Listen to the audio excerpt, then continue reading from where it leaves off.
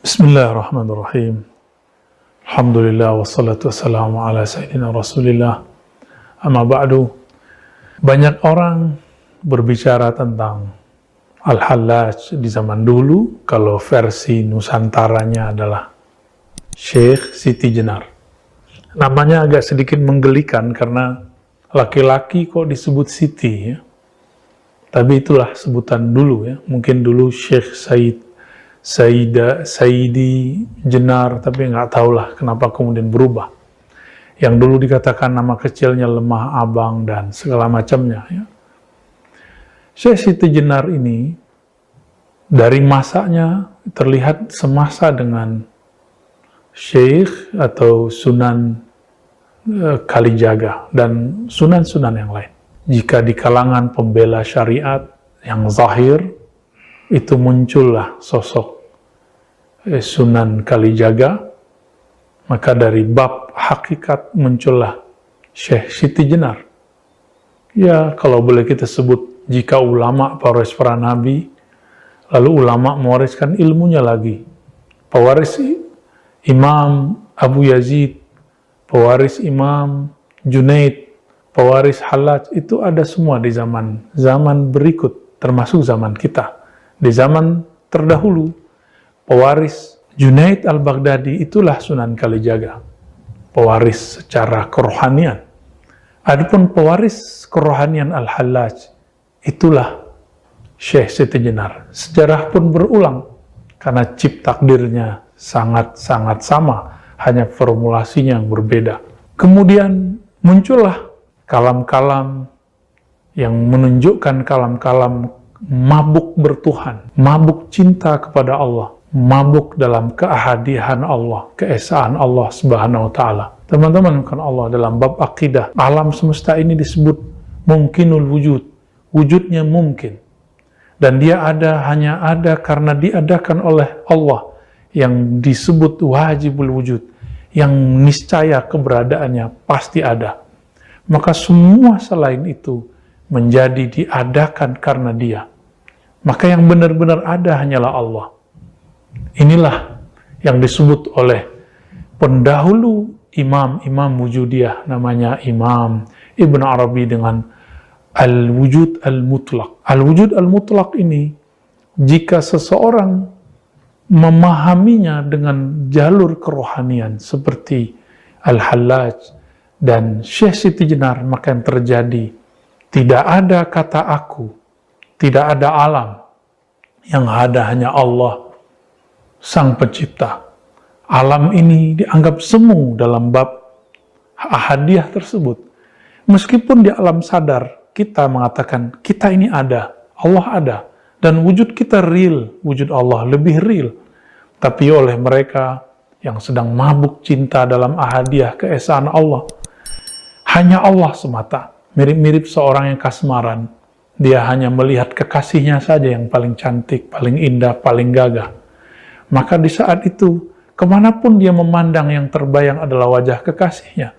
Seperti cerita Laila dan Majnun. Majnun memandang tembok pun yang muncul wajah Laila, apalagi melihat siapapun. Sahabat yang melakukan Allah, Syekh Siti Jenar, kemudian sebagaimana Al-Hallaj, mengatakan hal yang mirip. Mengatakan, jika Al-Hallaj mengatakan, di dalam jubahku adalah Allah, tiada kecuali Allah, maka Syekh Siti Jenar lebih dahsyat lagi, di dalam dirinya hanya Allah, wujudku adalah wujud Allah. Itulah Syekh Siti Jenar. Inilah cerita awal kenapa muncul satu zikir, satu wirid yang disalahgunakan oleh orang kebatinan. Wujud ingsun atau zat ingsun zat Allah, sifat ingsun sifat Allah, nama ingsun nama Allah. Ini kalam tidak boleh dilafazkan kecuali orang sedang mabuk. Orang mabuk tidak dikenakan hukum syariat karena dia mabuk sampai kesadaran dia kembali. Tapi beberapa orang-orang yang melanggar kaedah ini, melanggar dharma, kaedah seorang pezikir perindu kepada Allah, dia membacanya sebelum dosis itu dibolehkan kepadanya. Maka yang terjadi, muncullah kelompok wujudiyah di tahun 1400-an, 1500-an, 1600-an, 1700-an, itu kemudian terjadi pergolakan dahsyat di Nusantara. Maka muncul nanti ada Hamzah Fansuri, Syamsuddin Sumatrani, kemudian juga Nuruddin Raniri, semuanya berbicara itu. Dan puncaknya itulah Syekh Siti Jenar. Apakah kemudian Sunan Kalijaga mengkafirkannya? Kita belum menemukan satu nas, satu teks, satu riwayat dalam kitab-kitab baik yang berbahasa Pegon ataupun bahasa yang aksaranya Hanacaraka yang sampai kepada kita bahwa Sunan Kalijaga mengkafirkannya. Tidak. Tapi seperti dulu Imam Al-Junaid mengatakan kepada Hallaj, "Wahai Hallaj, ya Aba Mansur, la yaqta'uka ila dam." Tidak ada yang bisa menghentikanmu, wahai Hallaj, kecuali hukum pancung, yaitu darah yang diteteskan. Dan itu sangat mengerikan sekali. Ajaran ini belakangan dibahasakan secara lokal, disebut dengan ahadiyah itu manunggaling. Manunggaling keesaan Allah, kesatuan Allah. Ya. Tidak ada yang bersatu, hamba tidak bersatu dengan Allah. Kenapa? Hamba dianggap tidak ada. Maka manunggaling jangan diartikan Syekh Siti Jenar bersatu dengan Allah. Kenapa? Yang wujud cuma Allah. Syekh Siti Jenar hanya bayang-bayang. Tapi orang-orang yang kemudian lancang menerjemahkan ajaran Syekh Siti Jenar, kemudian mengatakan Syekh Siti Jenar mengajarkan persatuan dengan Allah.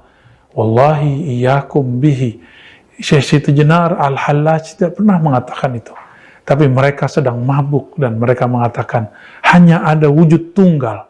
Itulah manunggaling. Kaulo Gusti, ketika mereka merasakan bahwa diri mereka tiada di hadapan Allah, seperti seorang guru tidak memandang dirinya punya derajat keilmuan di hadapan gurunya. Kenapa seorang Syekh Siti Jenar tidak boleh merasakan dirinya tiada di hadapan Ilahi? Maka teman-teman sahabat melakukan Allah, jika Imam Bukhari dulu mengatakan mastasghartu nafsi ila ala Ali ibn al-Madini, aku tidak pernah merasa kecil, aku tidak pernah merasa lebur kecuali di hadapan Ibnul Madini. Kenapa Syekh Siti Jenar tidak boleh mengatakan itu? Kenapa Hallaj kita larang mengatakan ma fi jubbati ilallah? Kan dia sedang mabuk asik dengan kekasihnya. Kita belum sampai kepada kerinduan itu. Kenapa kita salahkan orang yang merindu? Maka sahabat-sahabat yang menekan Allah, mari berhusnuzan. Apa yang terjadi di zaman mereka, itu sunatullah. Secara hukum fikih, betul pelakunya harus ditanya, dieksekusi. Jika terbukti kemudian ada hal yang berbahaya, mungkin seorang hakim qadhi mengatakan, kamu dipenggal. Tapi sekarang ilmu itu sudah dibuka. Apakah kita masih salah faham lagi? Maka benarlah Imam Ghazali.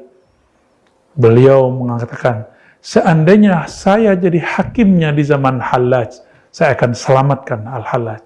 Saya akan bebaskan Al-Hallaj. Maka kami pun, jika pantas mengatakan itu, akan mengatakan yang sama.